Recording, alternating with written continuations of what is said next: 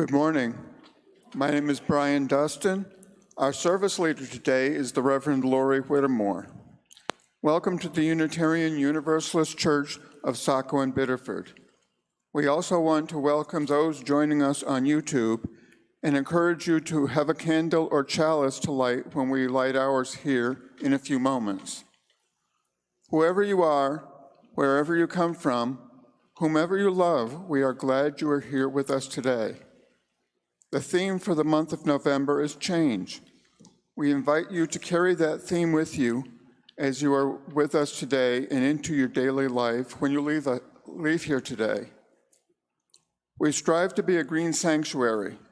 It gives roots and wings to our vision of a world where all people build toward a sustainable future and make reverence, gratitude, and care for the living earth central to our lives. We want to acknowledge that our building sits in the land of the Wabanaki Confederation, which includes the Abenaki, Maliseet, Micmac, Passamaquoddy, and Penobscot nations. We invite you to take home the order of service for information and announcements, or you may leave it for recycling as you exit the sanctuary. Our current COVID guidelines are on the back page. There will be a social hour in the parish hall after the service. Please join us. I'd also like to now invite Wendy Coleman for a brief announcement.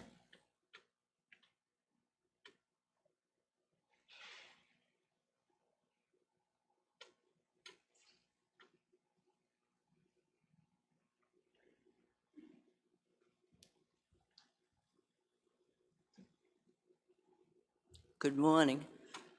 We had another wonderful fair yesterday. You can't hear me? Is that better? Okay, we had another wonderful fair yesterday. Thank you so much to all the wonderful people in this church that helped to make this such a big success. And we are still taking in more money today. But yesterday, we made $3,485.35. So, needless to say, we are all thrilled, and just thank you all for being such a wonderful part of this.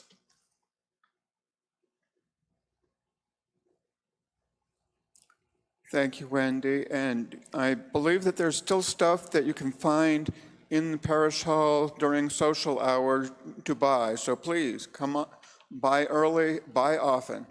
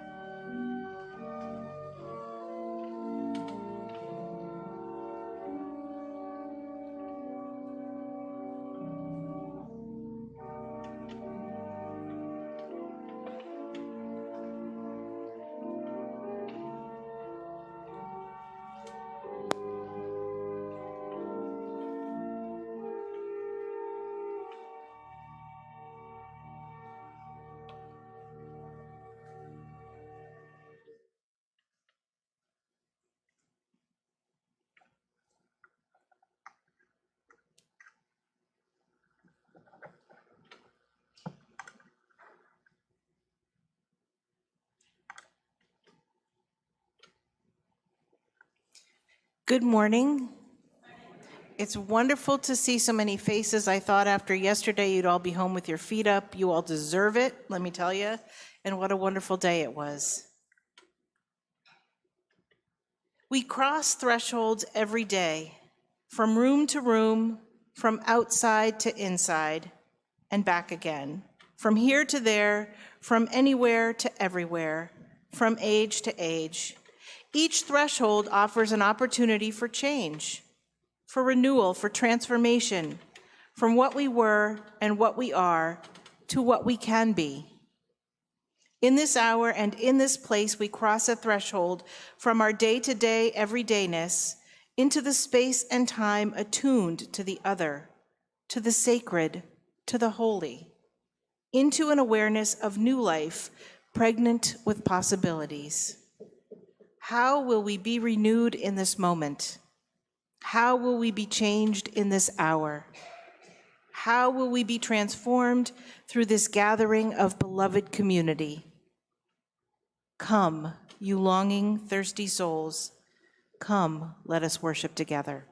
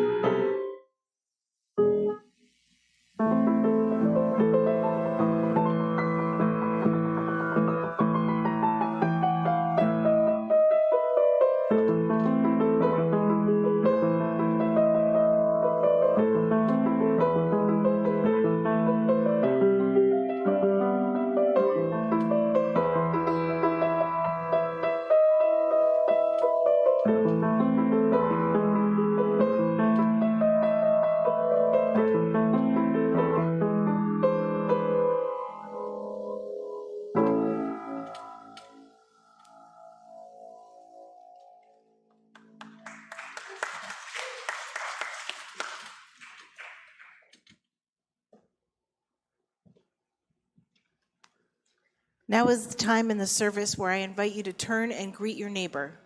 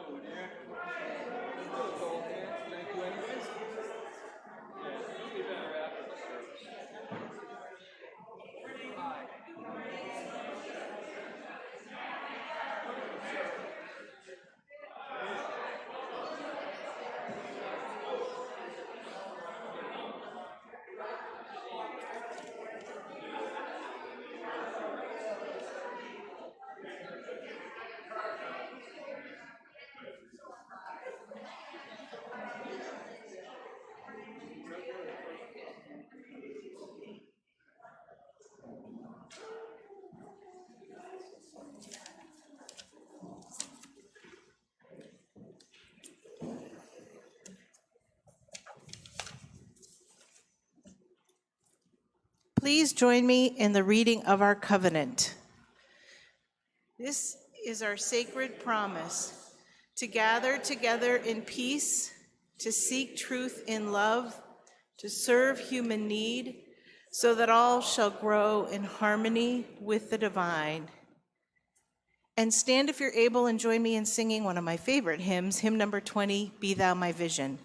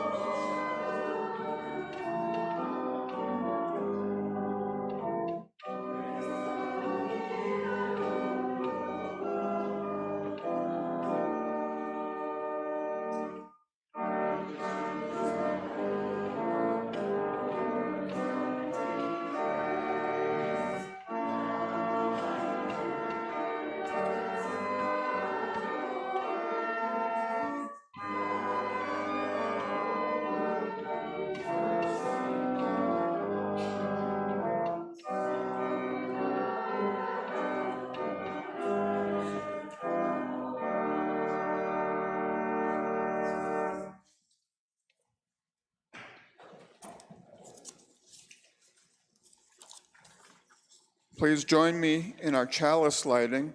It's found on the insert in your order of service.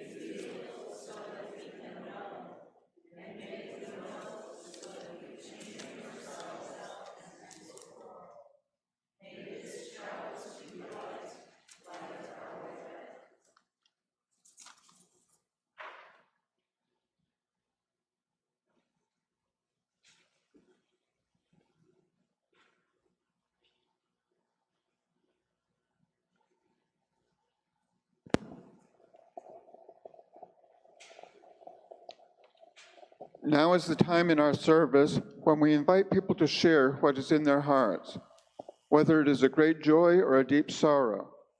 It is not a time for announcements or political statements. If you wish, please come forward to light a candle. Tell us your name if you'd like, and share your joy or sorrow with us if you choose to do so. Please hold the mic straight in front of you, parallel to the floor, and speak clearly into the mic so you can be heard through the sound system.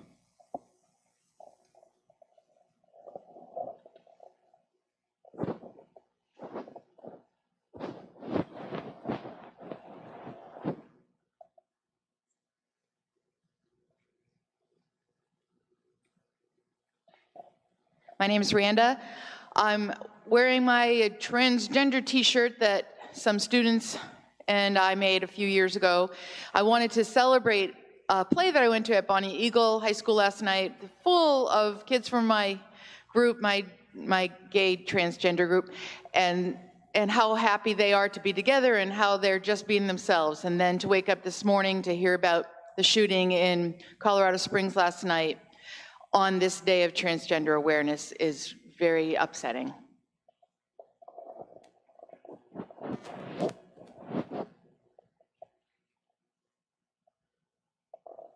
Good morning. My name is Kathy, and I'll follow up on Randa because she kind of took half of mine, which was, yes, I woke up to the same news of the shooting in Colorado, so I'm asking that we all hold those victims and their families in our heart.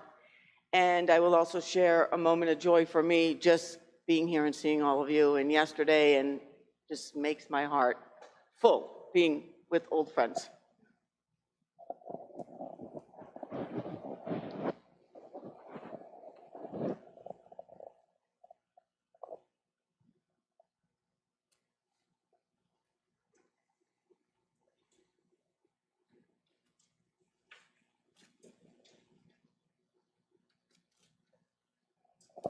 My name is Trevor. I have a joy. After an arduous and not so long search, my boyfriend Bo has signed on a house out in Hollis. It's a beautiful place. And I just also wanted to say what a wonderful day we had yesterday. It was awesome experiencing it with everyone.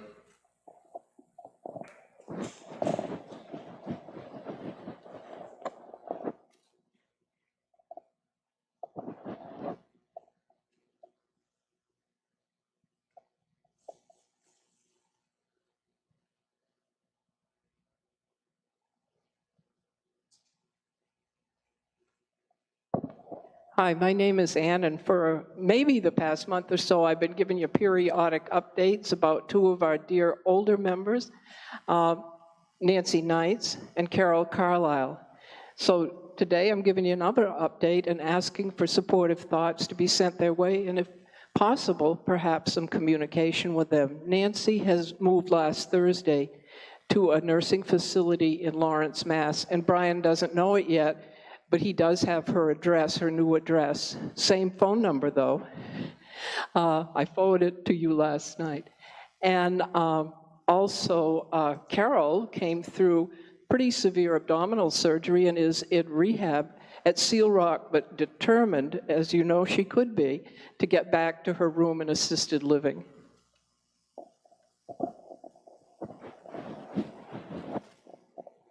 And I will check my email tomorrow morning and get that information out.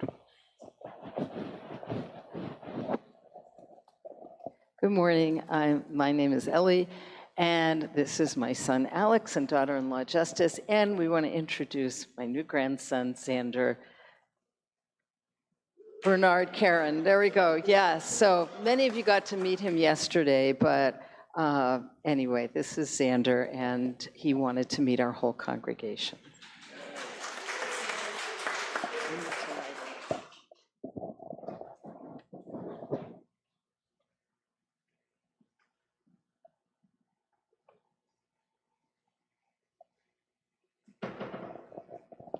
And I lit a candle for one of our church friends, Patrick. I can't think of his last name. Freeman. Patrick is having open heart surgery tomorrow, so please keep him in your prayers.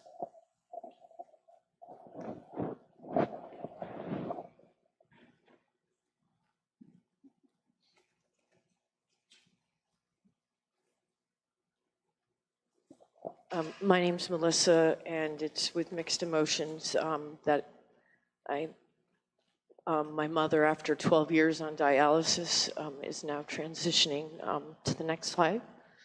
This morning, I got the call. So please keep her in your heart that she passes on with ease and gentle light. Thanks.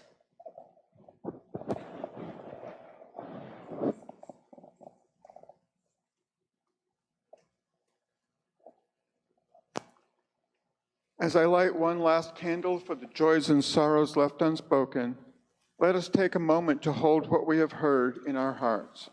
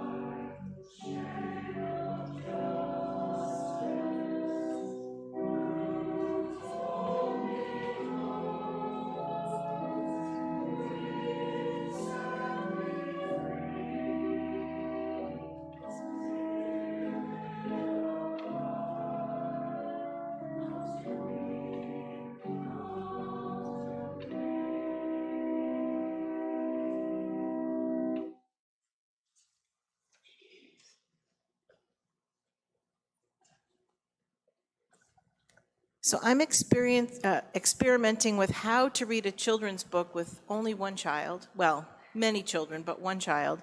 And I have gotten feedback that me standing there turning pages isn't necessarily helpful. It's distracting. So I'm going to read to you from here.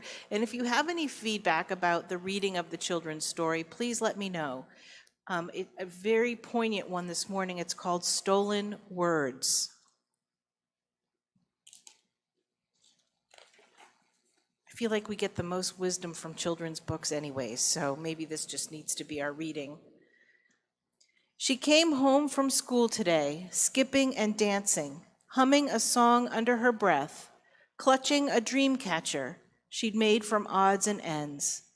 Bits of string, plastic beads, colorful feathers, her glossy braids dancing against her shoulders, swaying with her back, black as a raven's wing. Grandpa, she asked, clutching his hand, spinning her arm under his before dropping it again. How do you say grandfather in Cree? He stopped breathing for a moment, a lifetime to a 7-year-old. He looked down at her sadly. I don't remember, he answered. I lost my words a long time ago. A frown clouded her face. How do you lose words, Grandpa? She asked. They took them away, he answered. She thought for a moment. Where did they take them? She asked. Where they took all of us, he said, away from home, away from laughter and soft words, away from our mothers who cried for us. She reached for his gnarled hand. Who took you away, Grandpa? She asked. Men and women dressed in black, talking to us with words we did not know, he answered. They reached home and sat on the stairs together. Where did they take you, Grandpa? She asked. Away to a school that was cold and lonely, where angry white faces raised their voices with their hands. When we used our words, he answered. They took our words and they locked them away, punished us until we forgot them, until we sounded just like those people.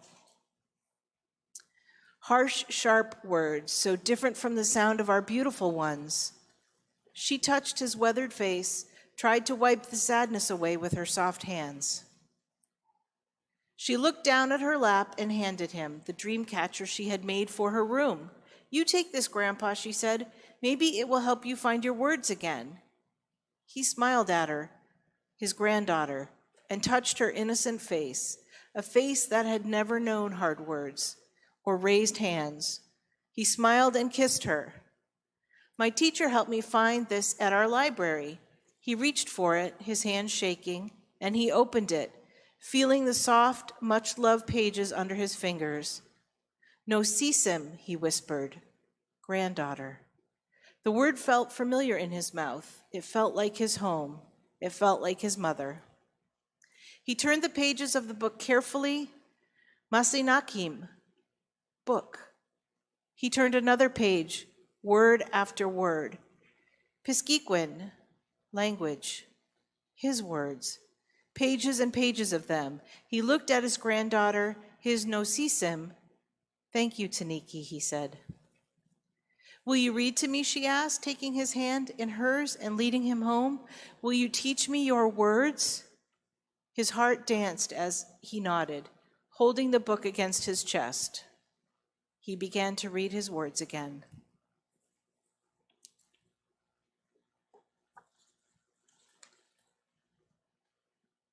And now, please stand if you're able and join me in singing Love Will Guide Us, hymn number 131.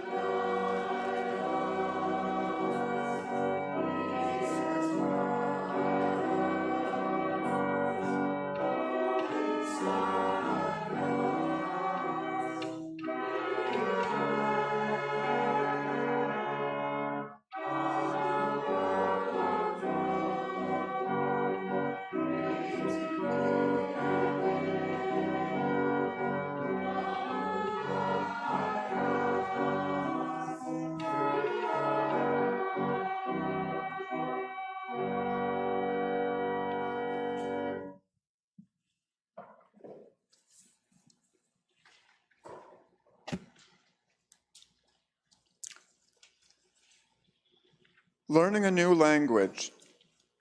The last time I accomplished this task, I was too young to realize it. That would be why it seemed so easy to learn my mother tongue. But now I'm much older, so much older I'd care not to say. And I seem to have won back a new ancient tongue, new to me, ancient of the days in the world. And like any way of speech, it carries its own way of looking at. It brings its own way of understanding. It gives its own way of, in its own phrase, healing the world. Tikkun olam. Now the sounds string themselves into words for me. Now the exotic-looking letters carry meaning to me. Now the poetry and music of an ancient tongue are almost mine, and I can only hold up my hands in praise and love for this gift of learning at such a late hour in the day of my life. Next task, Homeric Greek.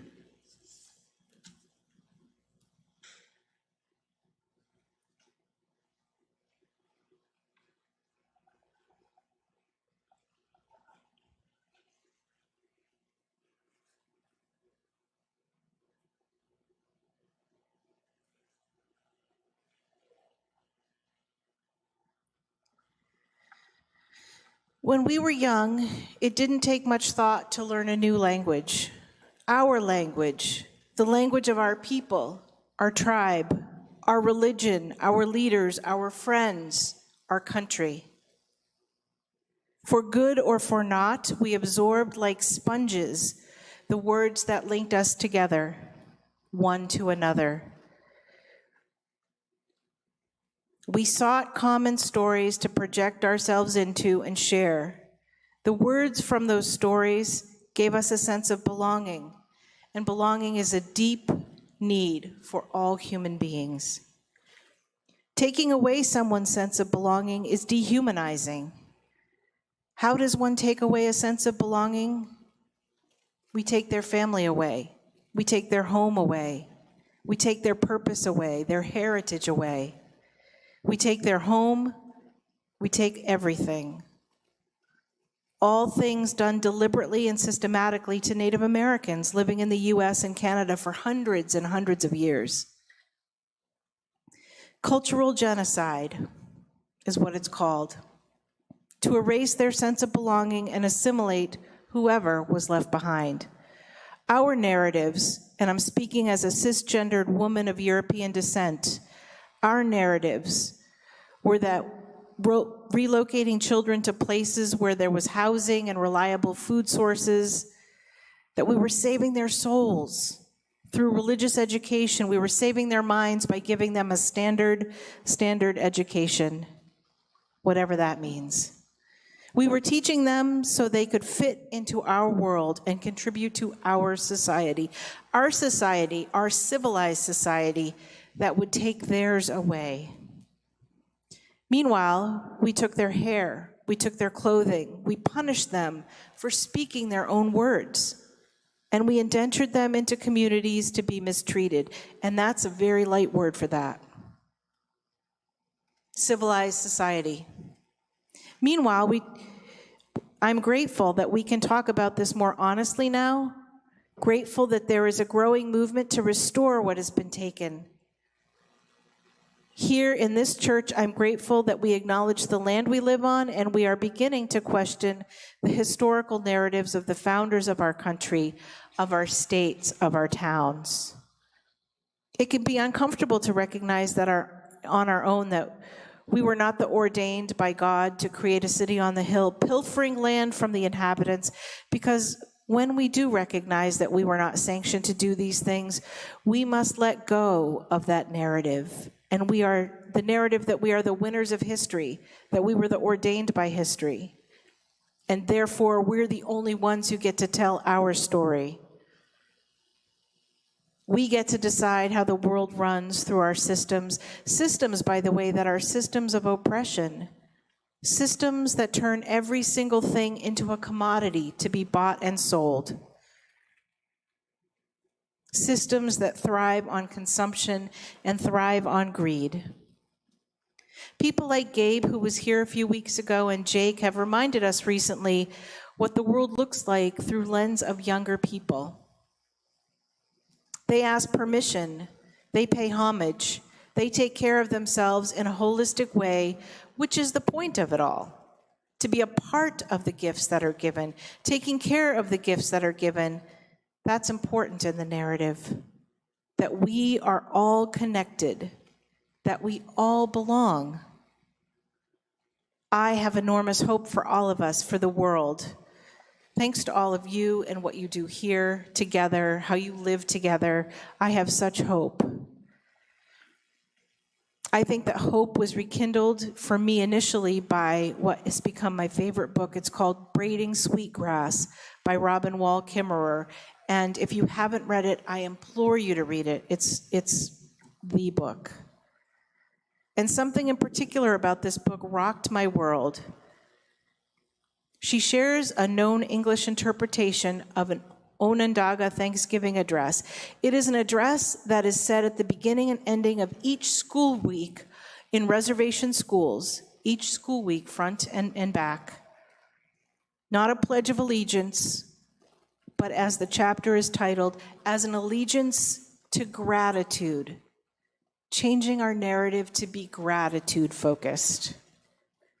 So I've condensed it a bit, but I want to share it with you before Thanksgiving so that you can maybe incorporate some of those words. Some of those words we stole from them, but saying them in our mother tongue is a way of giving those back to them. So I'm going to share this English translated Thanksgiving address. Today we have gathered, and when we look upon the faces around us, we see the cycles of life continue. We have been given the duty to live in balance and harmony with each other and all living things. So now let us bring our minds together as one as we give greetings and thanks to each other as people. Now our minds are one. We are thankful to our Mother Earth. She gives us everything that we need for life. She supports our feet as we walk about on her. It gives us joy that she still continues to care for us, just as she has from the beginning of time. To our Mother, we send thanksgiving, love, and respect. And now our minds are one. We give thanks to all the waters of the world for quenching our thirst, for providing strength and nurturing life for all beings. We know its power in many forms, in waterfalls, rains, mists, streams, rivers, oceans, snow, and ice. We are grateful that the water is still here and meeting the responsibility for the rest of creation. Let us agree that water is important to our lives and bring our minds together as one to send greetings and thanks to the water. And now our minds are one. For fish, for plants, for berries, can we agree that we are grateful these are there in the world for us and send our thanksgiving, love, and respect to the fish, plants, and berries? Now our minds are one. For food plants, medicine herbs, and for the trees which are the symbol of peace and strength and life itself, let us greet and thank the trees and the plants and the herbs. Now our minds are one. We gather our minds together to send our greetings and thanks to all the beautiful animal life of the world who walk about with us. They have many things to teach us as people. We are grateful that they continue to share their lives with us and hope that it will always be so. Let us put our minds together as one and send thanks and praise to the animals. And now our minds are one. We put our minds together as one and thank all the birds who move and fly about our heads. The Creator gave them as a gift of beautiful songs to us. Each morning they greet the day with their songs and remind us to enjoy and appreciate life. The eagle was chosen to be their leader and watch over the world. To all the birds, from the smallest to the largest, we send our joyful greetings and thanks. And now our minds are one. We gather our minds to greet and thank the enlightened teachers who have come to help us through the ages. When we forgot how to live in harmony, they reminded us the way we were instructed to live as people. With one mind, we send greetings and thanks to these caring teachers. And now our mind is one. We have now arrived at a place where we end our words. Of all the things we have named, it is not our intention to leave anything out. If something is forgotten, we leave it to each person to send such greetings and thanks in their own way. And now our mind is one.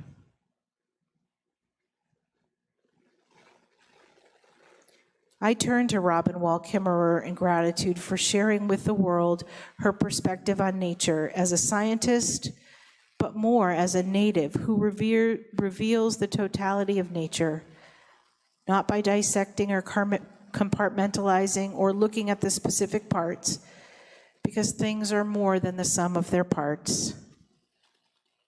I offer gratitude for the words of her book and implore you to read them. And for sharing the words of thanksgiving to all things, I am even more thankful to her. So changing the narrative, how did we get here?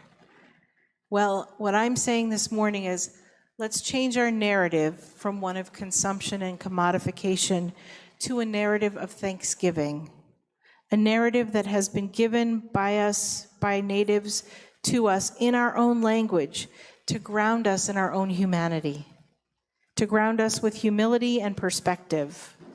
It has been given to us from natives whose lives and cultures and languages we have been trying to take from them for hundreds of years, who give us these words as a gift to help shift our narrative from a pledge of allegiance to an ideology to an allegiance of gratitude. These words are a gift to be shared and to be passed on, to be considered this week for Thanksgiving, and to be remembered each day forward. And now our minds are one.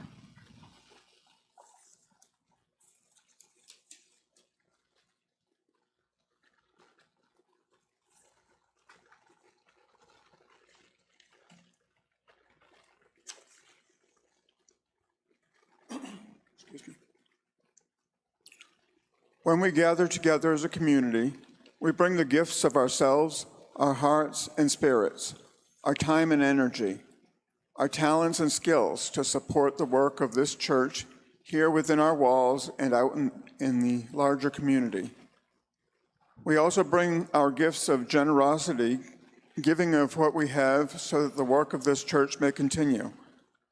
As always, half the offering today will be sent out into the larger community to support the work of an agency or organization that is making a difference in our world. This month, we are sharing our offering with Southern Maine Conservation Coalition. If you are watching from home, donations may be made through the Give button at the top of our webpage, uuchurchsacobiddeford.com, or checks may be mailed to UUCSB, 60 School Street, Saco. Or for those joining us on YouTube, you may click on the PayPal link in the video description. Please be generous as the ushers collect this morning's offering.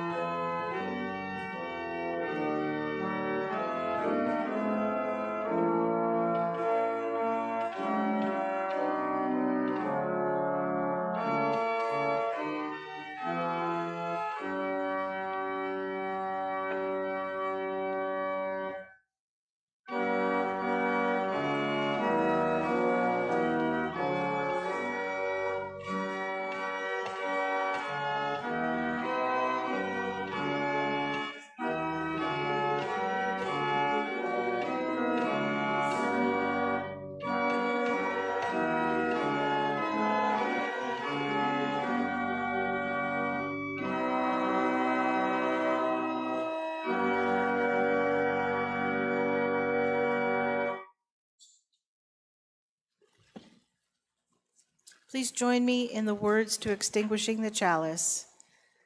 As we release this flame from its faithful service today, we allow the spark in each of us to burn on, to warm our compassion, to fire our delight, to light our paths today, tomorrow, and always.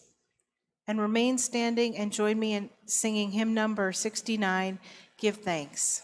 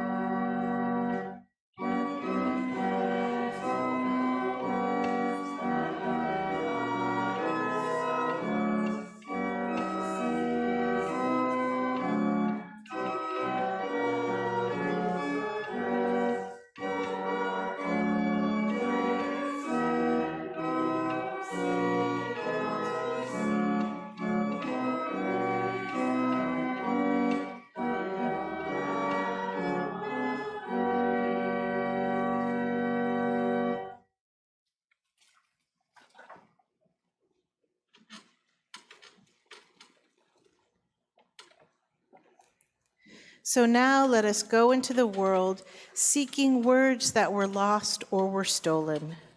Words that name truth, including the truths of others, the truths that are not our own. Language that inspires others to claim their own stories. A narrative that includes all people in the fullness of their own expression. In gratitude for abundance we have as a community when we're in community with one another. Let us go in grace and peace this day, and now our minds are one.